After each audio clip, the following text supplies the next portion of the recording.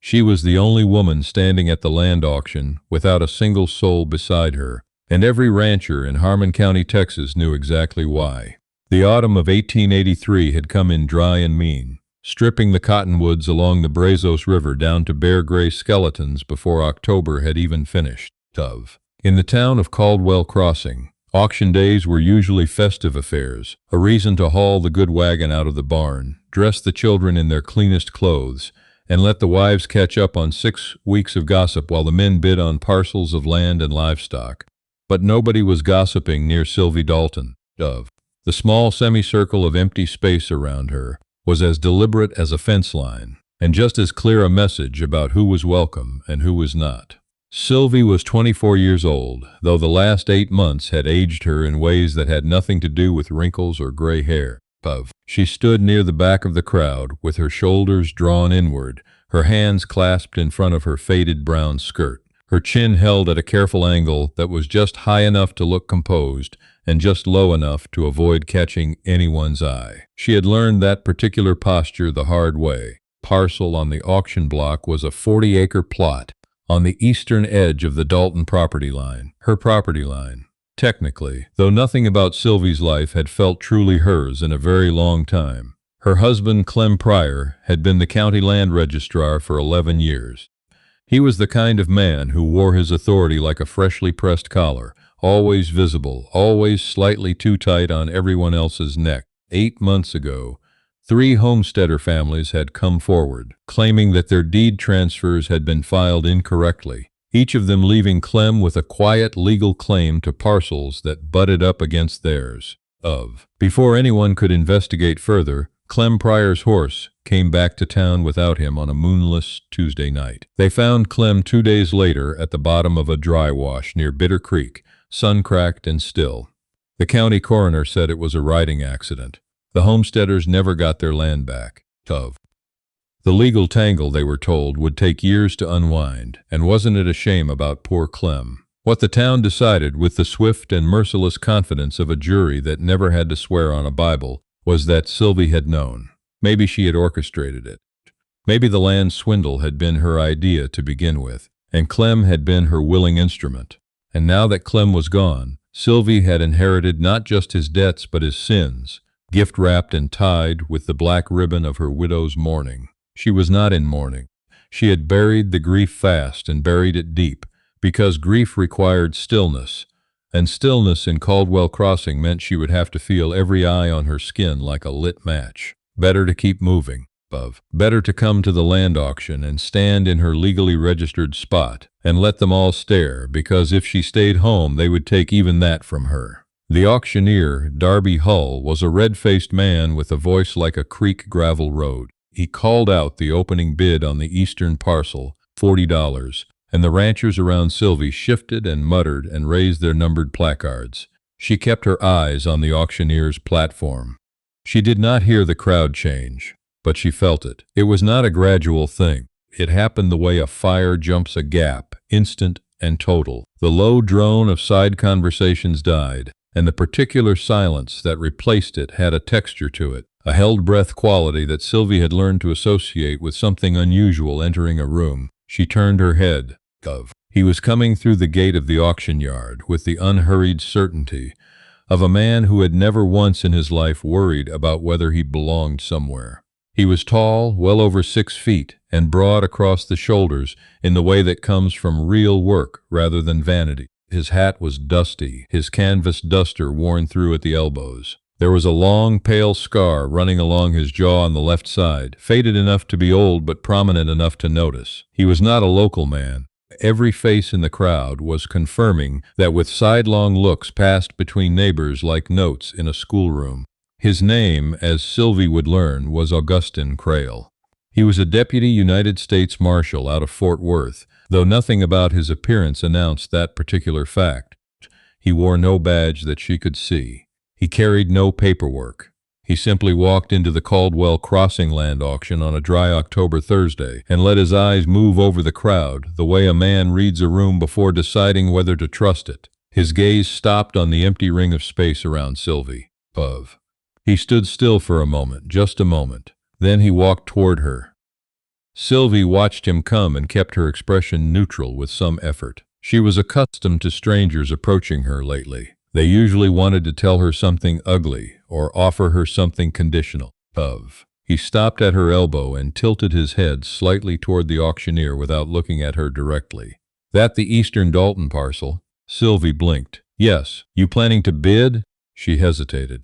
I own the mineral rights on the creek bed bordering that parcel. If it goes to someone hostile, I lose water access. Then bid, he said. Mr. Pryor left debts. People know I can't afford to outbid anyone serious. She was not sure why she was telling this to a stranger. Something in his tone required honesty, the same way cold weather requires a coat. He nodded once, slowly, as if she had told him something he already suspected. Then he reached into his duster pocket and produced a worn leather billfold, took out a modest fold of bills, and set it quietly on the fence rail beside her. Not handed to her, set beside her, a distinction that somehow mattered enormously. If it gets above what's there, let it go, he said. But try first. Sylvie stared at the bills. I don't know you, Augustin Crail. He extended his hand. His grip, when she took it, was brief and firm. I knew of your husband through his official filings. I've been in this county 3 days. Something cold moved through her chest. Why? Because the Bitter Creek case was listed as accidental death, he said. And I've seen that dry wash in 3 different counties, and it's never an accident. The auctioneer called the parcel to 45, then 50. Sylvie picked up the bills without looking at them and raised her placard. She won the bid at $62. The surrounding ranchers said nothing. Several of them looked at the stranger beside her as if recalculating something in their heads. She tried to hand the remaining money back to Augustin after the hammer fell. He shook his head once, the barest motion, and turned to watch the next parcel come up without another word on the subject. Sylvie walked home that evening with the deed receipt folded in her skirt pocket and a feeling she hadn't experienced in 8 months, the specific fragile sensation of not being entirely alone. She talked herself out of it twice before she reached her porch. She did not hear from Augustin Crail that night or the next morning. On the second morning, she went out to her barn to discover that someone had repaired the rusted pin on her corral gate, the one she had been meaning to fix for 3 months and kept putting off because it required a particular tool she didn't own. It was fixed cleanly, and the tool marks in the iron were fresh. She stood looking at the gate for a long time. It was going to let your mare out eventually. His voice came from the far side of the barn, where he was leaning against the exterior wall, going through a worn leather saddlebag with the focused attention of a man doing inventory. You've been on my property, Sylvie said. Gate needed fixing. That's not what I asked. He looked up at her then, and she saw that his eyes were a deep, steady brown. Not the dramatic pale eyes of men in dime novels, but the color of well-worn saddle leather, calm and difficult to read. I was watching the road, he said. You've had 2 riders circle this property in the last 48 hours. Same horse, different hat. Whoever it is, they're not just passing through. Sylvie felt the cold knot that had lived in her stomach for 8 months pull tighter. Sheriff Meade's men, she said. He and Clem played cards every Saturday night for 7 years.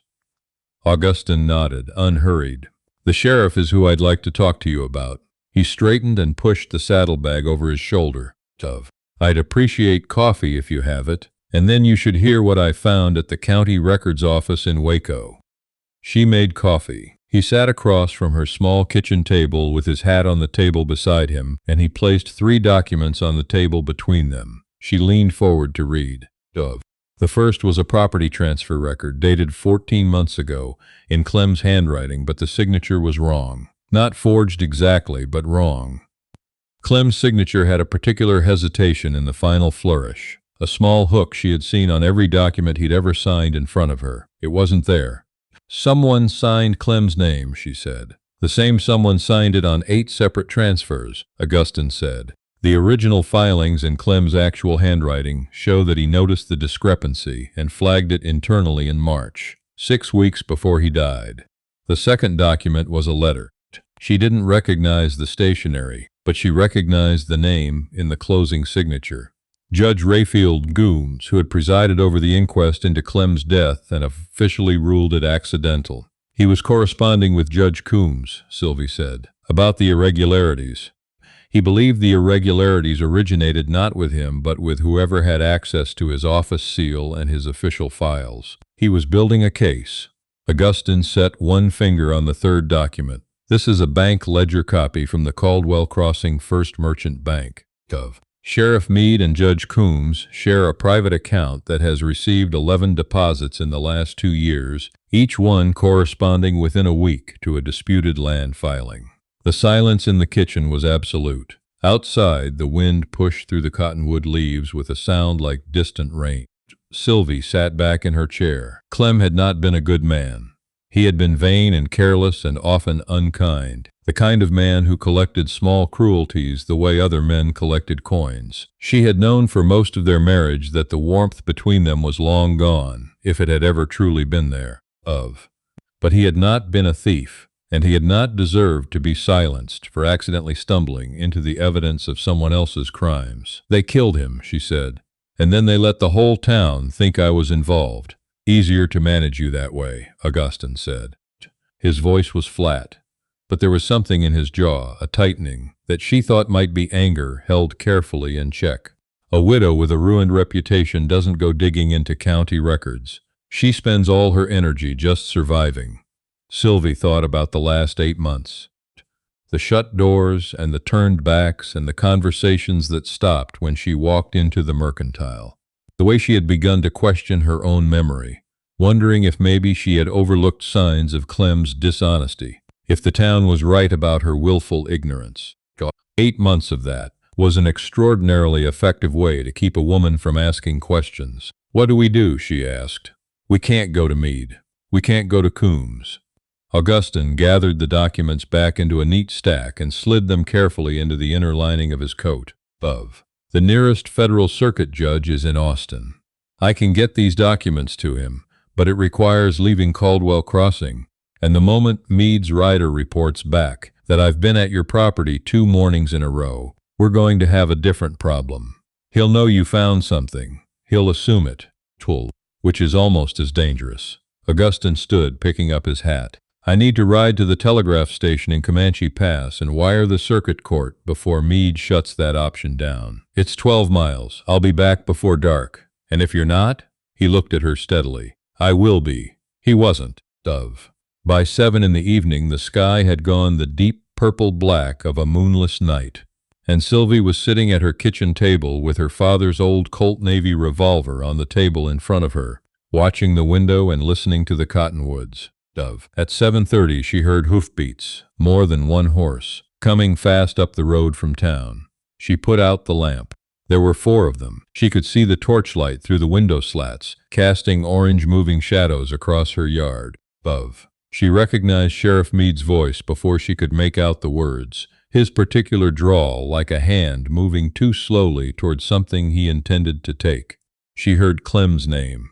She heard her own. Then she heard a 5th horse coming from the opposite direction, from the north trail rather than the road. Augustine rode into the yard at a controlled gallop and pulled up hard between the 4 riders and her front porch. He had his badge out now, catching the torchlight, and he was holding a folded paper in his other hand. Jeb Meade, he said, and his voice in the night air was the kind of quiet that commands more attention than shouting. By authority of the United States District Court for the Western District of Texas, I am placing you under arrest on charges of land fraud, filing corruption, and conspiracy in the death of Clement Pryor. The silence that followed was enormous. Meade moved first. He kicked his horse sideways and went for his revolver, and Sylvie heard the front door of her own house open before she consciously decided to open it. She was on the porch with her father's Colt Navy in both hands, and she was not trembling. Don't, she said. Meade looked at her. There was a moment where he waited. She could see it moving behind his eyes, the calculation of whether a widow with a revolver and a federal marshal in her yard was an obstacle he could manage. Whatever he concluded, it made him go very still. One of his deputies lowered his gun first, then the second. The third took slightly longer. Augustine dismounted with his eyes on Meade the entire time. He came up alongside the sheriff's horse and took the revolver from Meade's holster with a hand that did not waver. You have rights under federal law, Augustine said, and I intend to see that you get them, of which is considerably more consideration than you gave Clem Pryor. Meade said nothing. His face in the torchlight had gone the gray of old ash. Judge Coombs was arrested at his home in Waco 5 days later by federal deputies who had ridden out on Augustine's telegraph wire. The bank ledger was entered into federal court records.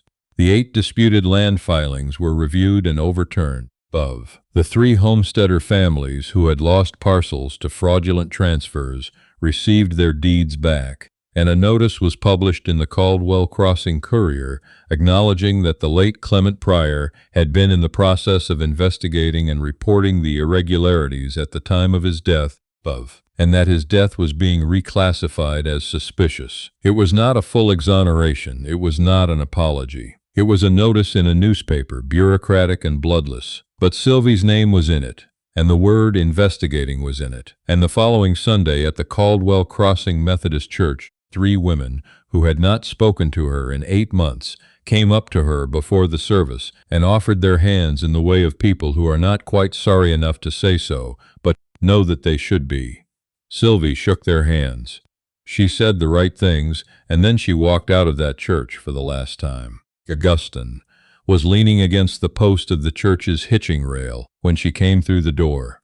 He had not attended the service. He was just there, turning his hat in his hands in the way she had come to recognize as his version of waiting, without making a show of it.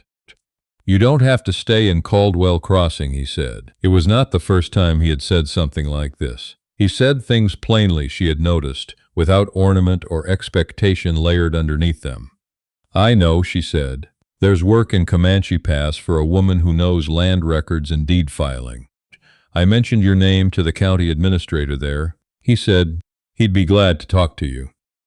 Sylvie looked out at the October street, at the wagon ruts, in the dry dirt and the hardware store where Marcus Webb, who had once tipped his hat to her every morning for 3 years, had not looked her way in 8 months. She thought about what Augustine had said to her the night of the arrest, when she had finally come off the porch, and her hands had started shaking now that the danger was past. He had not told her she was brave. He had not made a speech.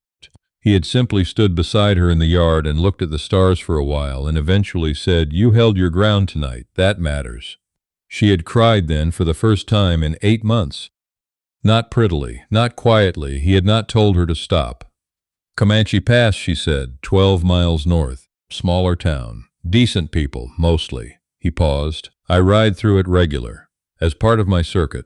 She looked at him. The corner of his mouth moved, just slightly. It was not quite a smile, but it was something in that direction, careful and genuine. "I'd like to see it," Sylvie said.